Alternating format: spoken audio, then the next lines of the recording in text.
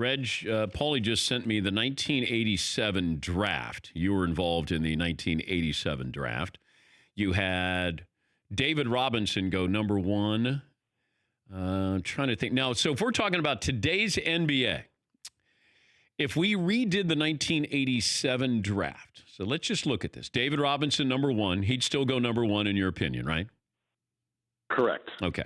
Then I've got Armin Gilliam. You're better than him. Dennis Hobson, you're better than him. Reggie Williams from Georgetown, you're better than him. Then it's Scottie Pippen.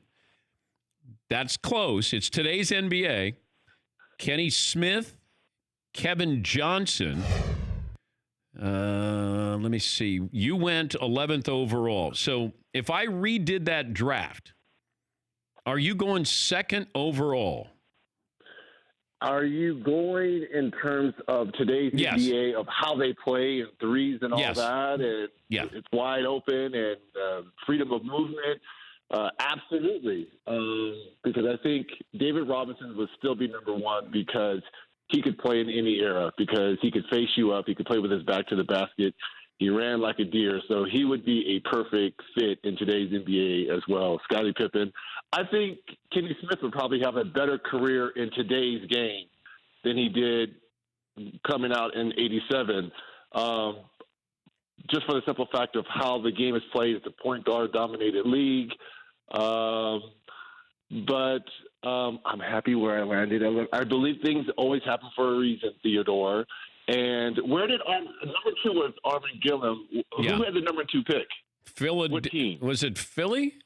Where did Armin Gilliam go? Because I know Hobson went to New Jersey and Reggie Williams ended up going to the Clippers. Where did Armin end up going at number two? I thought he was Philly.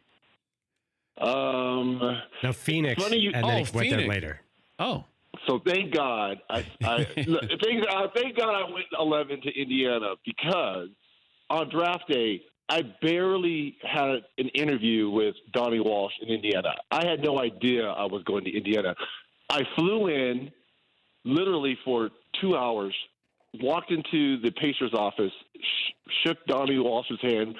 God rest his soul, Mel Daniels is in the office as well. He almost broke my hand trying to shake my hand. They asked me 2 questions, and I was on my way back to the airport. I said to myself, there's no way I'm coming to Indiana. It was barely an interview. My toughest, and where they told me I was going, was to play with Sir Charles at 16 in Philadelphia. So I was all set going to Philadelphia. And then when 11 came around and I was sitting on that bad couch with Cheryl in Riverside, and we had the we had the earplugs in, and we could hear New York talking like, "Oh, we're going to Riverside. We're going to Reggie at 11." I looked at Cheryl, and she was like, "Indiana." I was like, I guess Indiana, and the rest was history. So for the kids who barely had great interviews, don't go by that, because Donnie Walsh played his hand well. He barely said 3 words to me, and I was a Pacer. The most interesting team right now for next season is who? New Orleans. Absolutely New Orleans. I think over the Lakers. Yes, because unless come June 30th, July 1st, they add another superstar. Look, you're always going to get the buzz with LeBron and Anthony Davis. That's an unbelievable 1-2 punch, and they're definitely back in championship discussion. Don't get me wrong. But I think having these young superstars like Zion Williamson, Jean Morant in Memphis, having these guys in smaller markets, I think it injects new life. For the first time in a long time, Dan, there is so much parity in the NBA because, the last, 5-6 years, you and I, every week we talked about is it Golden State or the field? Yeah. The field or Golden State, right? With the injuries of Golden State and with what the Lakers have, it's wide open. I mean, there are 12 to 15 teams that you are really excited about if they made the right moves, if these rookies and free agents pan out, and they're playing well at the right time after the All-Star break next season, they have a legitimate shot. Look at Toronto. Kawhi Leonard went 15 a few years ago. He was the highest-ranked player on that team and they ended up winning a championship. So it's all about selecting well for these general managers and presidents and scouting departments and teams gelling. Parity is at an all-time high now in the NBA. If you take out Zion, which top pick makes the All-Star game first? Morant, Barrett, Hunter, Garland, Culver? Well, Barrett is going to have a huge push from that New York media, and he's going to have the ball in his hands a lot, I believe. So I will go with Barrett, and I think he is built. He said this himself. I think he's built for New York because you got to have broad shoulders and you've got to have tough skin. And just by his demeanor and watching him for a season at Duke, I think, again, take out Zion because Zion's going to have, I think, a great year as well. Take out Zion. I think R.J. Barrett, with that New York Knicks and that media, the number one media market and that push, I think Barrett has a chance to be great. But I'm kind of focusing a little bit on the lower end of the NBA draft lottery. What Miami did getting Tyler Hero. You remember Devin Booker when he was picked a few years ago and people were like, well, he could shoot, he's good, but he barely played at Kentucky, right? And the same thing with Tyler Hero. He was good, he can really shoot, but he wasn't the main focus at Kentucky. So I think the Heat getting Hero, I think the Celtics getting Romeo Langford. This guy had a thumb injury all season long, and he's not a shooter. He's more of a scorer. And with everything and the turmoil and, what is Kyrie going to do and Al Horford, I think this is a good chance for Romeo Langford. Brad Stevens knows his Indiana. He knows his Indiana guys. Mm-hmm. I think Langford and Hero, they have a chance to be pretty good players in the NBA. What happened to the Celtics, Reg? To me, all season long, it looked like it was a chemistry problem. What they did without Kyrie 2 seasons ago in the playoffs was phenomenal. And they played as a team with, around Tatum and Brown, and the ball movement, for whatever reason, and it's not on Kyrie. It really isn't. It just didn't fit. And, with Al Horford, I thought he was the most important piece on this team. And for him to, opt out, and now it looks like he's going somewhere else, it's not a redo. I think they're going to retool it a little bit and try to build around those two young players in Tatum and Brown. But it didn't fit. It just did not fit. Zion's already said he's not going to be in the slam dunk contest. He did? Yeah. You've got to be kidding me. Yeah. I think that's what everyone's expecting. He says he doesn't like them.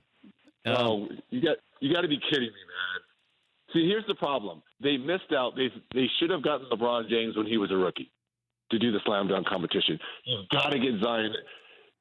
You've got to get Zion to do the slam dunk competition. I mean, that's what, when you think of Zion, you think of YouTube and those dunks. I get it that you want to develop your game. That's great, and you can still do that.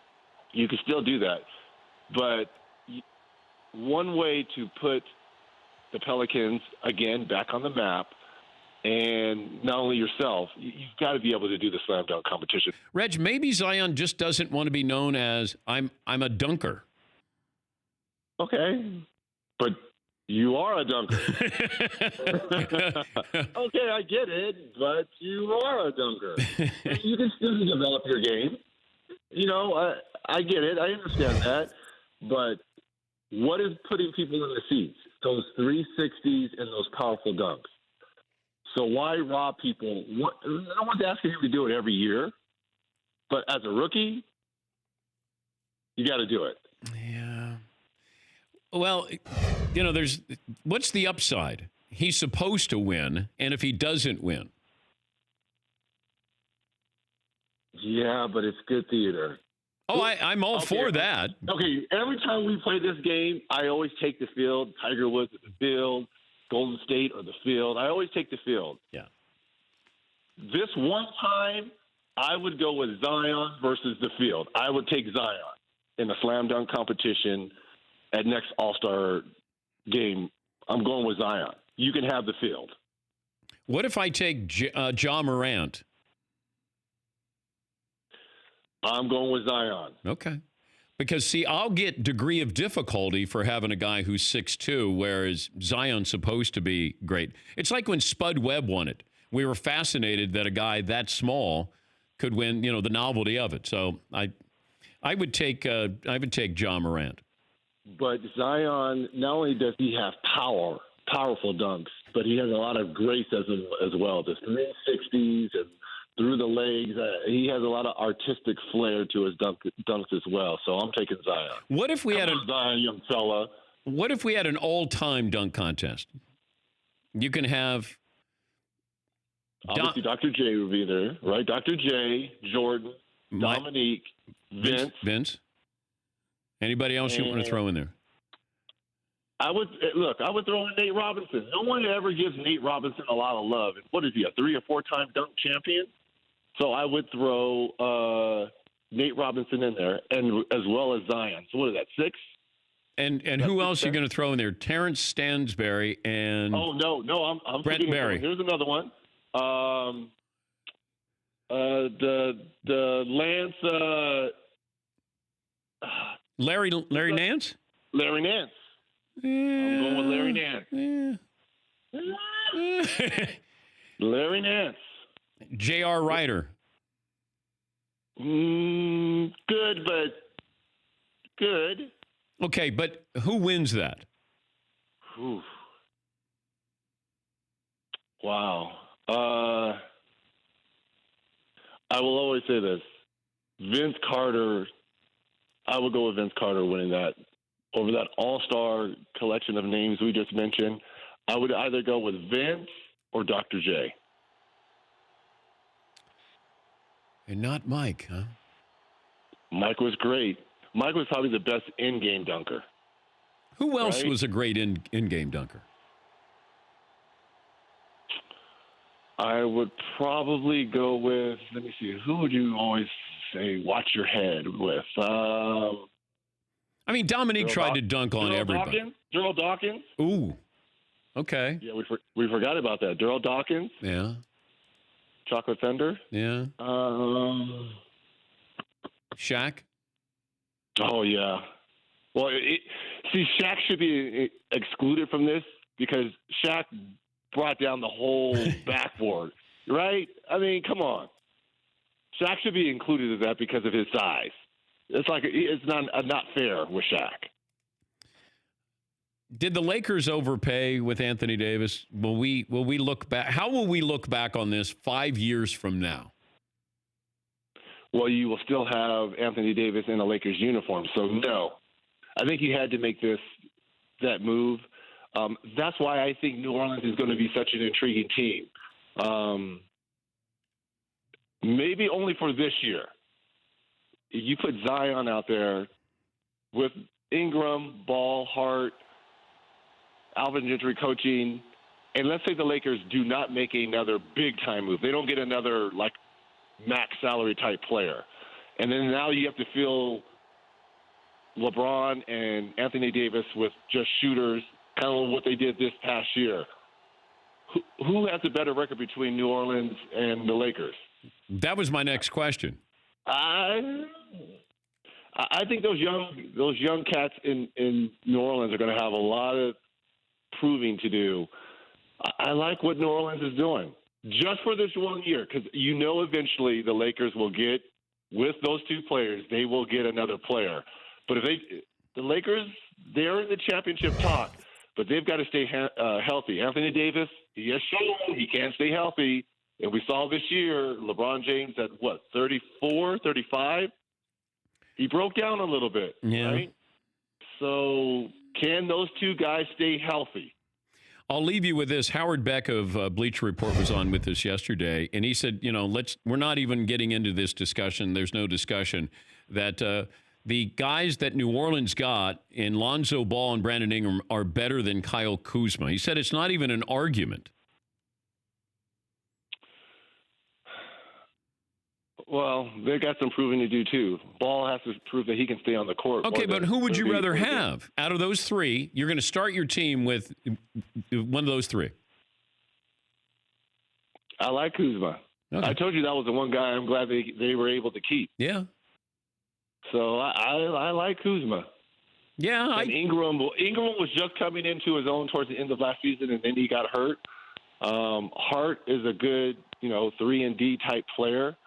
It's going to be fascinating just for next season who has a better record between the Pelicans and the Lakers.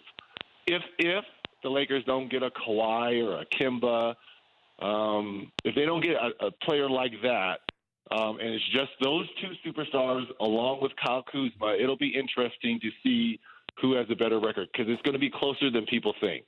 Thank you, Reg. As always, we appreciate your time. You guys are the best. Thank you so much. Thanks, bud. That's Reggie Aloysius Miller Jr. III. If you missed any of the interviews from the Mercedes-AMG Man Cave, go to the DP Show app. You can watch and listen from inside the Mercedes-AMG Man Cave, Mercedes-AMG Driving Performance. For more Dan Patrick Show, tune into Audience Channel 239 on DirecTV. Stream for free on BR Live or download the Dan Patrick Show app.